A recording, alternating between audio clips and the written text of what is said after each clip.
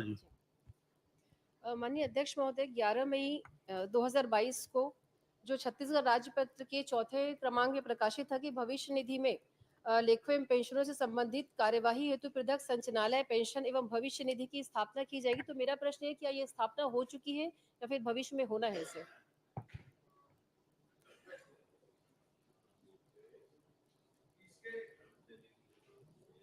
अभी तक इस पर स्थापना नहीं हुई है और इसके संबंध में अग्रिम कार्रवाई शीघ्र की जाएगी। अध्यक्ष महोदय, मेरा दूसरा प्रश्न ये था कि राज्य सरकार ओपीएस को जारी रखेगी या निकटतम भविष्य में एनपीएस की योजना वापस से दोनों योजनाओं में से कौन सी योजनाएं निकटतम भविष्य में जारी रहेंगी? फिलहाल हमारी सरकार में ऐसा कोई मामला विचाराधीन नहीं है। जो सिस्टम चल रहा है वो चल रहा है।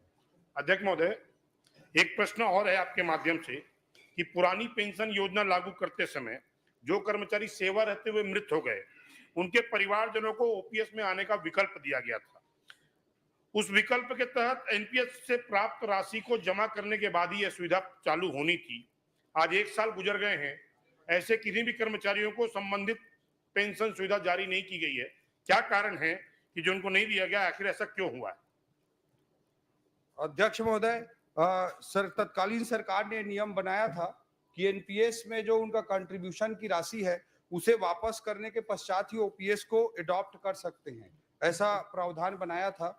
और एनपीएस के कंट्रीब्यूशन की राशि को उनके द्वारा जमा नहीं किया गया है क्योंकि पीएफआरडीए बीच में उनको पैसा नहीं देती है। तो पीएफआरडीए ने जब उनको पैसा नहीं दिया तो इसलिए उन्होंने जमा नहीं किया है और इस पिछली सरकार ने प्रावधान किया था, इस कारण से उनको प्राप्त नहीं हो पाया। अध्यक्ष महोदय, एक अंतिम प्रश्न मैं पूछना चाहूंगी। राज्य सरकार के पास जो पीएफआरडीए से जो पैसा आना था, ओपीएस के लिए पीएफआरडीए से जो पैसा आना था, वो कब तक आएगा और इसमें क्या कोई आगे प्रावधान किया जा रहा है जो पैसा पेंडिंग है उसके लाने के लिए? ओपीएस के लिए पीएफआरडीए से जो पैसे आने थे राज्य सरकार को, उसके लिए आगे क्या प्रावधान किया जा रहा है उस पैसे को वापस यहाँ लाने के लिए? जी, पीएफआरडीए से ओपीएस के लिए कोई पैसा नहीं आना था। जो एनपीएस लागू हुई 1 अप्रैल सन 2004 को पूरे देश में लागू हुई थी और छत्तीसगढ़ में 1 नवंबर सन 2004 को लागू हुई थी।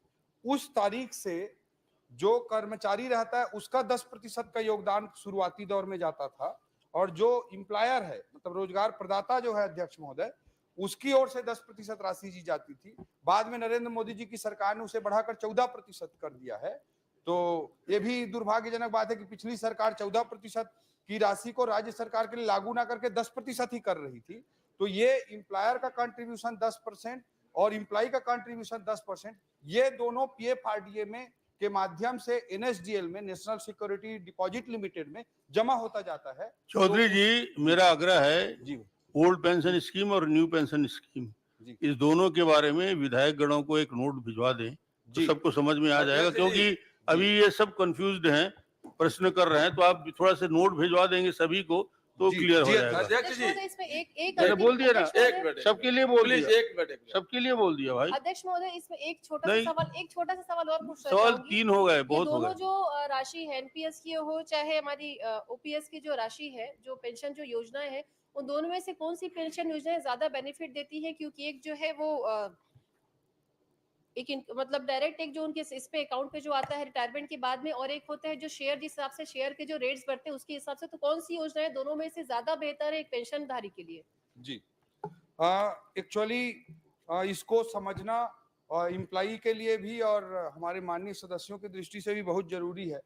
जो भारत की विकास यात्रा में, भारत के इकोनॉमिक स्टोरी में बिलीव करते हैं, वो निश्चित रूप से बहुत सारे लोग एनपीएस को ज्यादा प्रीफर करते हैं, क्योंकि 1980 से लेकर के 2020 तक का हम पूरे इंडियन स्टॉक मार्केट के सेंसेक्स या निफ्टी की जर्नी को देखें तो 16% का सीएजीआर बैठता है अध्यक्ष महोदय, 16% का सीएजीआर। 16% का सीएजीआर जो कंपाउंडिंग तरीके से होता है वो बहुत बड़ी राशि बन करके उभर करके आता है। तो जिन लोगों को इंडिया की इकोनॉमिक ग्रोथ स्टोरी पे बिलीव है, और इकोनॉमिक ग्रोथ स्टोरी को ही इन जनरल माना जाता है इकोनॉमिक्स में कि सेंसेक्स और निफ्टी फॉलो करते हैं, तो उस दृष्टिकोण से एनपीएस की स्कीम बहुत कारगर हो सकती है बहुत सारे लोग।